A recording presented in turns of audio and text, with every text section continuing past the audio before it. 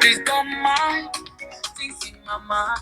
Will talk to you and I will be fine. Sure.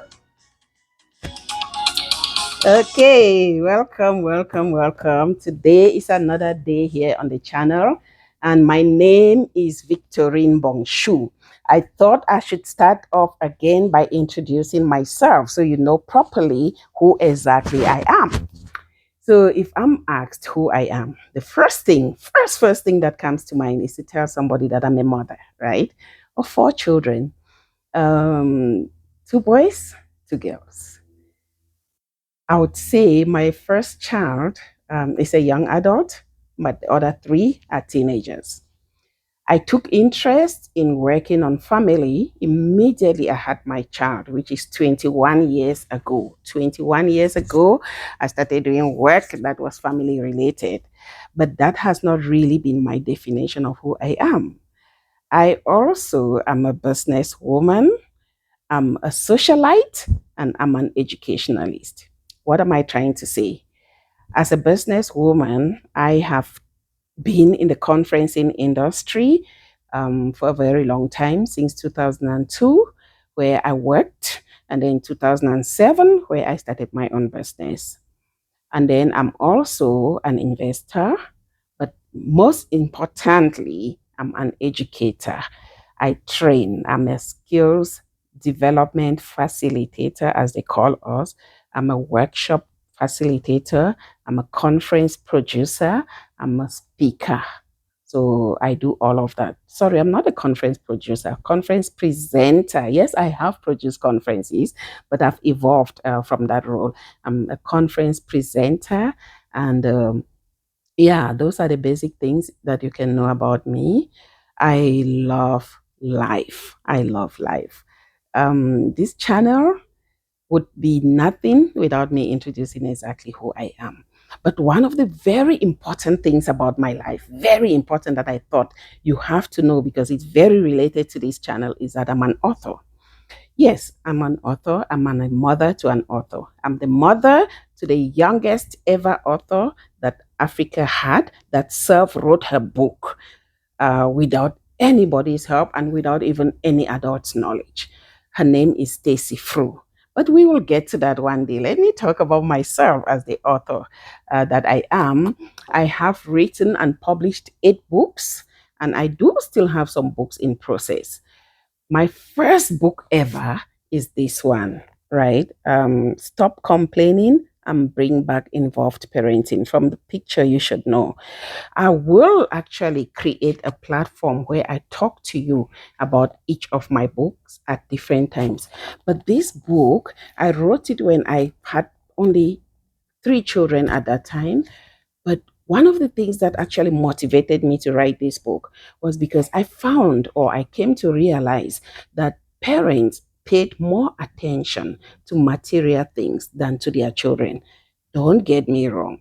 We are very emotionally attached to our children. We are very aware that we have children. But mind you, what I observed is that most often when a child break a cup or broke a cup, because it's in the past tense, the parents look at the broken cup first before they look at their child, or they think about, oh my God, you broke a cup, or you break a cup, or you broke a cup. English, eh?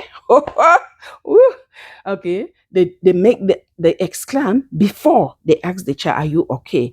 It is an instinctive thing. I'm not saying that a parent who does that is a bad parent. I'm saying I just got to a point where I was interrogating, why is this happening? So anyway, I put down a point in this book that tells parents that before we say our children are badly brought up, it's actually good for us to see how we bring them up, because these detached ways that we have, for instance, talking to your child while on your mobile phone, for instance, walking past people don't greet, thinking that your child don't see, all those habits that we have, they are actually what goes back to the child, to what the child becomes. But the most important thing that I ask, are you present with your children while you are talking to them, or you are present with your children while you're doing other things? As you answer that question, I came up with another book titled Trapped in Our Shadows. So, Trapped in Our Shadows is a real life story of two families in Johannesburg. One family is busy living its life, and the other family is busy copying the life that that other family is living. And I write, I chronicle the journey of these two families. It's real life, to portray to you how one family can give up their dream of who the mother would have been, dream of who the child would have been, to pursue what another woman has already become and pursue what another child has become. So if you're interested in identity building for you and for your children, this book is extremely important to you. It's because of this book that I added that this channel is going to be talking about identity. So if you like gossip like me, hang on, hang on, hang on. There's more to talk about. Trapped in Our Shadows. We will gossip from this book. And then my third book was titled Sex. Can you see the spelling? Can you see? Unfortunately, it's upside down, right? Sex. And you see, there's an apostrophe there in white that says, if you are in a sexual relationship and you don't give good sex, hey, I promise you, relationship can boleo. The relationship can break.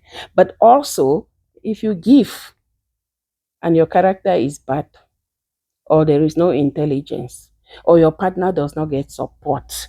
There are so many things. And also, what even makes you get to the position where you can give good one? Do we ever understand that good or bad is more psychological than the action itself?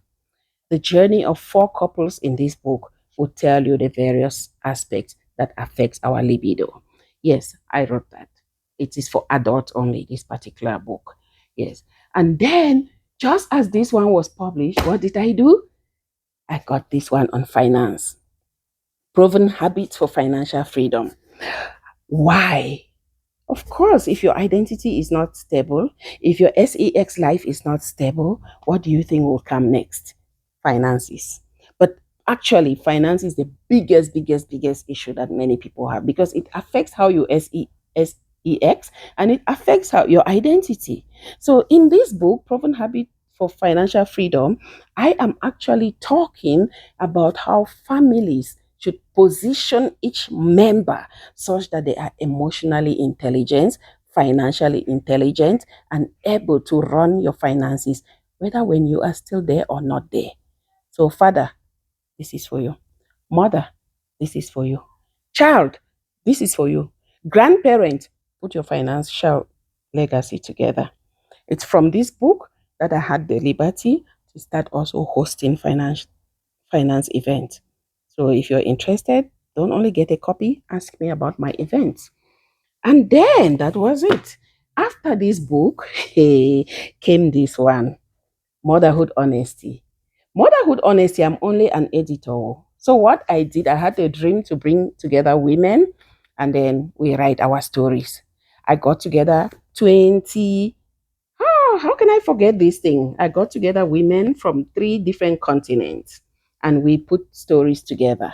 My friend and sister, Professor Deborah Ballard Reich in America, got together with me and we edited the book. So we are both editors, but our stories are also there. So if you want to know how exactly my mother raised me, you would get the story in this book.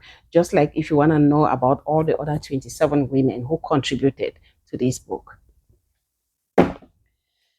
Then, as a follow up to my first book, I had given so many trainings, so many public lectures, so many appearances in the radio, TV, me, newspaper, and even in homes. Why not? In schools, why not?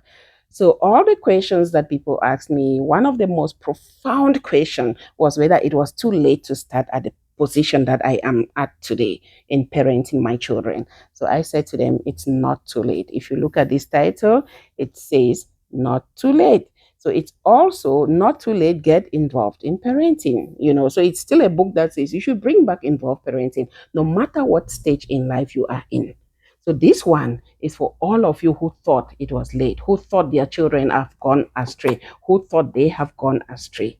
Hit me up or just keep tuning on to this channel. You will get information. So this channel is not about my writing journey, but I thought I should introduce my writing journey to you.